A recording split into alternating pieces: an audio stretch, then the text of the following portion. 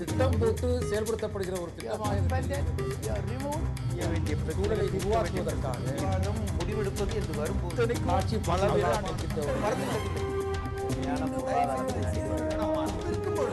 எதிர்த்து பேசிட்டு நிறைய கட்டுப்பாடுகள் எல்லாம் விதிச்சிருக்காங்க, இருந்தும் அத்துமீறல்கள் நடக்கின்றன. அதற்கு என்ன காரணம்? இந்த இளைஞர்கள் வந்து நம்ம என்ன செய்கிறோன்னு தெரிஞ்சுக்காம, அதாவது இந்த நியூ இயருங்கிறது வந்து யாரும் ஒன்றும் ஒரு வெற்றி கழிப்பு ஒரு பெரிய நம்மலாம் கஷ்டப்பட்டு வந்துடும். இது கால ஓட்டத்தில் நிகழ்கின்ற சாதாரண ஒரு நிகழ்வு.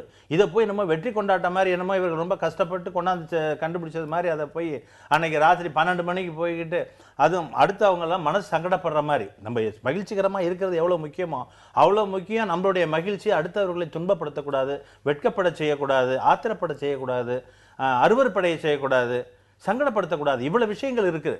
அதை விட்டுட்டு போய் கொஞ்சமாக நமக்கு அறிமுகம் இல்லாதவங்களை போய் கையை கொடுத்துட்டு ஹாப்பி நியூ இயருங்கிறது இதெல்லாம் நண்பர்களோட நீங்கள் பண்டிகை எல்லாம் கொண்டாடுங்க. மேடம் சொன்னாங்கல்ல, பண்டிகைகள் எல்லா பண்டிகையும் நமக்கு நன்மைக்கு தான், சந்தோஷமாக இருக்கிறது. நண்பர்களோட உறவினர்களோட வீட்டில் உட்காந்து கும்பிடலாமே குண்டாடலாமே தவிர போய் ரோட்டில் போய்கிட்டு ரொம்ப 2 வீலரில் 3 பேர் உட்காந்துட்டு வேகமாக போகிறது, பலூனை கட்டிக்கிட்டு சத்தத்தை உண்டாக்குறது, சைலன்சரை கழட்டி விட்டு போகிறது, ரொம்ப ரேஷாக ஹெட் ஸ்டேஜில் போய் அன்னைக்கு இங்கே பார்த்தீங்கன்னா 4-5 நிறைய ஏகப்பட்ட விபத்துக்கள், அதுவும் உயிரிழப்பு விபத்துக்கள்லாம் நிகழ்ந்து போயிடுது. இதெல்லாம் என்னன்னு கேட்டிங்கன்னா ஒரு கைண்ட் ஆஃப் பீர் ப்ரெஷர். நம்ம என்ன செய்கிறோம் அதனுடைய விளைவுகளே தெரியாமல் செய்கிற ஒரு செயல்.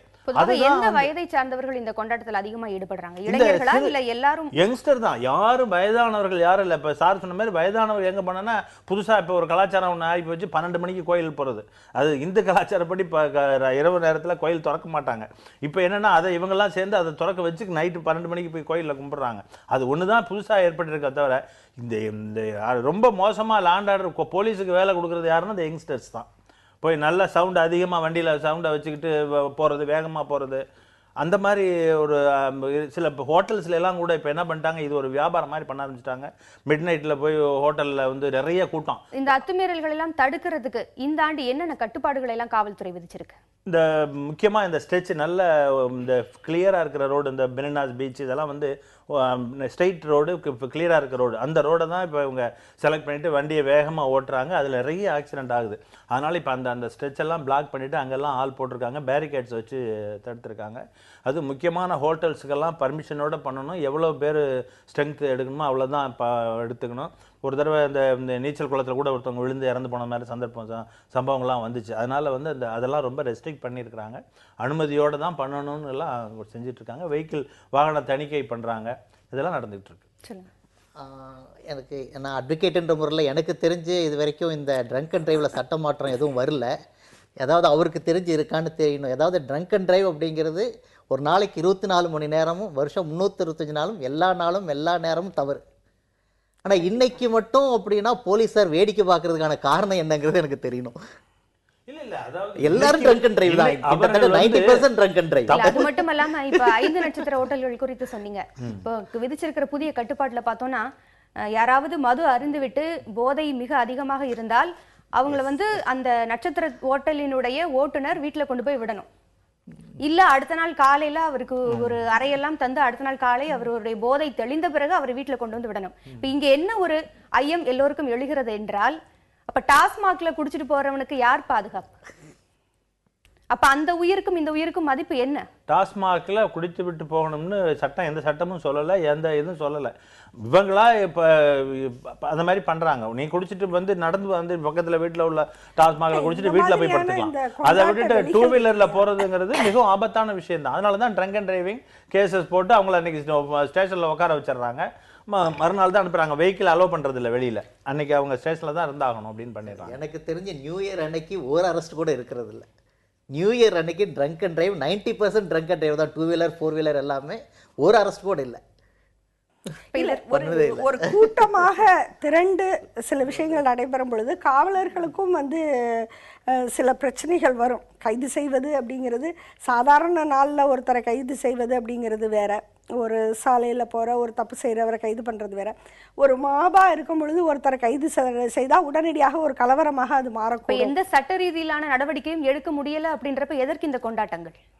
இல்லை, அது மிக நியாயமான கேள்வி. நான் முதலே சொன்னது மாதிரி ஒரு சட்டவிரோதமான நடவடிக்கைகளை தூண்டுபவை எவையாக இருந்தாலும், எந்த பண்டிகை, அதாவது விபத்தை உருவாக்கக்கூடிய எந்த பண்டிகையாக இருந்தாலும் தடை செய்ய வேண்டும் என்பது தான் சரியான விஷயமா இருக்க முடியும். கொண்டாட்டம் அப்படிங்கிற பேர்ல அநாகரிகமாக நடந்து கொள்வதற்கு இடம் கிடையாது. சட்டத்தில் இல்லாம இல்ல, சட்டத்தில் இடம் இருக்கு. அந்த மாதிரி அத்துமீறுபவர்களை செய்வதற்கு இதை நியூ இயருங்கிறதுக்காக சட்டத்தை வளைக்கிறது இல்லை.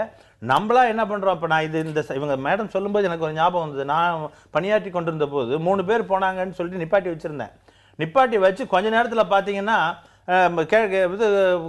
நியூ இயர் ஆச்சே கெஞ்சிக்கிட்டே இருக்கணும் ரொம்ப நேரம் வரைக்கும். சார் இனிமேல் நான் பண்ணல சார் 3 பேர் போனதான், அவன் ட்ரங்க் அண்ட் டிரைவிங் இல்லை. 3 பேர் வேகமாக போனாங்க, நிப்பாட்டி வச்சுருந்தேன். சரின்னு சொல்லி அலோவ் பண்ணேன். பெசனரில் இருக்கல போய் கொஞ்ச நேரம் அலோவ் பண்ணி கொஞ்ச நேரத்தில் பார்த்தீங்கன்னா அந்த கார்னரில் போய் பெசனரில் அடித்து 2 பேரும் விழுந்துட்டாங்க. அப்படியே ஹாஸ்பிட்டலுக்கு அனுப்பிச்சி வச்சோம். அந்த மாதிரி அசம்பாவிதங்கள் நடந்து விடுகிறது. நாம் மனிதாபிமானமாக விட்டால் கூட நடந்து விடுகிறது. தேவையற்ற மனிதாபிமானம் நிச்சயமாக அவர்களுடைய உயிர் மட்டுமல்லாமல் இருக்கக்கூடிய மற்றவர்களுடைய உயிரையும் பறிக்கக்கூடியதாக அமைகிறது. இப்போ நள்ளிரவில் கோயில்கள் திறந்திருக்கிறத பத்தி சொன்னாங்க. இப்ப ஆகம விதிப்படி நள்ளிரவில் கோயில்கள் திறக்கக்கூடாது என்று இருந்தாலும் மக்களுடைய மகிழ்ச்சிக்காக ஏன் செய்யக்கூடாது? மக்களினுடைய உணர்வுகளை மதிக்க கூடாதா? மக்களுடைய உணர்வுகளே தவறா இருக்கும்போது இது இயற்கையான உணர்வுக்கும் ஊட்டப்படுகிற உணர்ச்சிகளுக்கும் நிறைய வித்தியாசம் இருக்கு. இது பார்த்தீங்கன்னா இப்போ இந்த சமீப காலத்தில் தான் இந்த புத்தாண்டு கொண்டாட்டம் அப்படிங்கிறது மேக்சிமம் மிஞ்சி போனால் 25-30 வருஷம். இந்த காலகட்டம் பார்த்தீங்கன்னா இந்த எம்என்சிஸ் அப்படிங்கக்கூடிய மல்டிநேஷ்னல் கம்பெனிஸ் உள்ளே வியாபார உத்தியை உள்ளே கொண்டு வந்ததுக்கப்புறம் நடந்தக்கூடிய விஷயம். இன்றைக்கி உங்கள் டிவிலையா எதுலையோ ஒன்றில் கூட பார்த்தேன், இன்றைக்கி இலக்கு 100 கோடி ரூபாய் வியாபார பொருட்கள் இலக்கு. இது ஒரு கலாச்சார சீரழிவு. எதுக்காக, யாருடைய பலனுக்காக இந்த சீரழிவு அப்படின்னு கேட்டால், யாரோ வெளிநாட்டுக்காரன் சம்பாரிச்சிட்டு போகிறதுக்காக திட்டமிட்டு செய்யக்கூடிய செயல். ரெண்டாவது, கோவில்கள் அப்படிங்கிறது நமக்கு காலை 4 மணிக்கு பிரம்ம முகூர்த்தத்தில் செய்யக்கூடிய கோவிலை திறந்து சாமி கும்பிட்றதுங்கிறது நம்மளுடைய பழக்கம். ராத்திரி 12 மணிங்கிறது நடுநிசி பேய் உலாவும் நேரம் அப்படிங்கிறது நம்ம நம்பிக்கை. கோவில்கள் ராத்திரி 10 மணி 10:30 மணிக்கு நட சாத்தினா காலைல 4 மணிக்கு தான் திறக்கணும். அதுதான் முறை.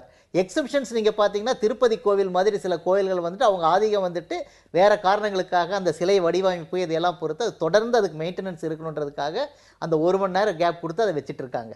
மற்றபடி 99% கோவில்கள் ராத்திரி 10:30க்கு நடை அடைக்கணும், காலைல 4 மணிக்கு திறக்கணும். இது நம்ம பண்பாடு, நம்ம கலாச்சாரம். இன்னொரு விஷயம் பார்த்தீங்கன்னா, அதிகாலை என்பது ஜாகிரபிக்கலாகவும் சரி, விஞ்ஞான ரீதியாகவும் சரி, கலாச்சார ரீதியாகவும் சரி, காலை 4 மணிக்கு தான் சூரிய உதயத்தில் தான் அதிகாலை. ராத்திரி 12 மணிக்கு அதிகாலை வர்றதுங்கிறது ரொம்ப வினோதமாக இருக்குது. அது சும்மா டைமிங்காக வச்ச ஒரு விஷயம். அதை போய் எதுக்காக இப்படி எடுத்துக்கிறாங்க? இது ரொம்ப சங்கடமான தொடர்ந்து பேசலாம். இப்போ இதற்கு எல்லை எது? கொண்டாட்டத்திற்கான எல்லை எது? எல்லை மீறல் எது? இந்த முதல்ல ஃபர்ஸ்ட் ஆஃப் ஆல் இந்த கோயிலுக்கு 12 மணிக்கு போகிறதுங்கிறது திறக்கிறதுங்கிறது தவறானது. ஆக எல்லைன்னு ஆரம்பிச்சுன்னா அது ஆரம்பம் திறந்து விடுறோம், அது தப்பு. அதுதான் இந்த கேட்டா பேய் வாழ் காட்டக தாடும் பிரான் தன்னை வாயை வாழ்த்துகண்டாய் அப்படின்னா, சுவாமியே பேய் இருக்கிற இடத்துல தானே இருக்காரு, அதனால் நாம் போய் கொண்டாடலாம் காலம் வரையை இப்போ அது மாதிரி ஒரு பேச்செல்லாம் வந்து கொண்டிருக்கின்றது. ஆகவே 12 மணிக்கு திறக்கிறதுங்க தப்பு. ஆனால் அரசாங்கம் ஏதோ செய்து கொண்டிருக்கின்றார்கள். இதுவும் எம்என்சி நான் சொல்ல மாட்டேன், ஏன்னா இதெல்லாம் விற்கிறது காய் பூ பழங்கள்லாம் விற்கிறது நம்ம ஊருக்காரங்க தான். அது மல்டிநேஷ்னல் கம்பெனிஸ்லாம் ஒன்றும் இங்கே விற்கலை. ஆகவே இது என்ன ஒரு அசட்டுத்தனமான கலாச்சாரம் இங்கே வந்து விட்டது. அதை முதலே ஆரம்பிக்கிறதுலே தடுக்கணும். ரெண்டாவது பாயிண்ட்டு, இந்த ஜனவரி 1ஆம் தேதிங்கிறது இவங்க சொன்னது போல் எல்லாருக்குமே அது பொது. புது வருஷம் அப்படிங்கிறது ஹிந்துக்களுக்கு தை மாதம் சித்திரை மாதம் என்று சொல்லுகின்றார்கள். அது ரைட்டு, அது நாம் கொண்டாடிப்போம். ஆனால் ப்ராக்டிக்கலாக பார்த்தீங்கன்னா, எனக்கு என்னுடைய டேட் ஆஃப் பர்த் என்னன்னு கேட்டிங்கன்னா, நான் மாசி மாதம் 14ஆம் தேதி நலை பிங்களையில் பிறந்தேன்னு எனக்கு சொல்ல தெரியாது. நான் சொல்கிறது இப்போ என்னோடய வருஷத்துக்கு நான் 1952 பிறந்தேன் அப்படின்னு தான் நான் சொல்லுவேன் ஒழிய, என்னை கொண்டு போய் நீங்கள் அல்லது ஏதோ ஒரு டேட்டுன்னு சொன்னால் அது டெஃபினட்டாக கேலண்டர் இயர்னு தான் வருது. அதனால் ஃபஸ்ட்டுங்கிறது அதில் ஒன்றும் தப்பே கிடையாது. It has become practice. யாரை கேட்டாலும், நம்ம நண்பரை கேட்டாலும் கூட நீங்கள் இப்போ எத்தனாம் தேதி நீங்கள் அடுத்து இங்கே வருவீங்க அப்படின்னு கேட்டால் அவர் ஒரு 15ஆம் தேதி சொல்லுவார் ஒழிய, ஜனவரி 15ஆம் தேதி தான் சொல்ல போகிறார் ஒழிய, அவர் நான் தை மாதம் 2ஆம் தேதி வருவேன்னு அவர் ஒன்றும் சொல்ல போகிறதில்லை. ஏன்னா it has become a practice. ரெண்டாவது, இது உலகம் முழுக்கலுமே இந்த ஜனவரி மாதம் 1ஆம் தேதிங்கிறது கொண்டாடுறதுங்கிறது வழக்கமாக இருக்கின்றது. அது நம்ம நாட்டில் இல்லாமல் இருந்தது. ஆனால் அந்த தவறான பாதை நமக்கு அது என்னென்னா ரொம்ப எல்லை மீறி போய் கொண்டிருக்கிறது. இப்போ எல்லை அப்படின்னு கேட்டிங்கன்னா, இப்போ அங்கே தண்ணி போடுறது ஒரு கோணாமனா பெண்களை வந்து கை பிடிச்சி இழுக்கிறது அவங்களெல்லாம் ரொம்ப மோசமான ஏன்னா எனக்காக என்னுடைய பெண்ணுக்கே மாதிரி ஒரு ஆச்சு, என்னுடைய பெண்ணுக்கே ஒரு மாதிரி அந்த மாதிரி பிரச்சனை ஆச்சு. அதுக்கு சொல்ல வரேன். ஜனவரி 1ஆம் தேதி அன்னைக்கு அந்த சம்பவம் குறித்து இடைவேளைக்கு பிறகு விரிவாக பேசலாம். ஒரு சிறிய இடைவேளைக்கு பிறகு நேர்பட பேச தொடரும். திட்டம் போட்டு செயல்படுத்தப்படுகிற ஒரு சூழலை உருவாக்குவதற்காக முடிவெடுப்பது என்று வரும்போது ஆட்சி பல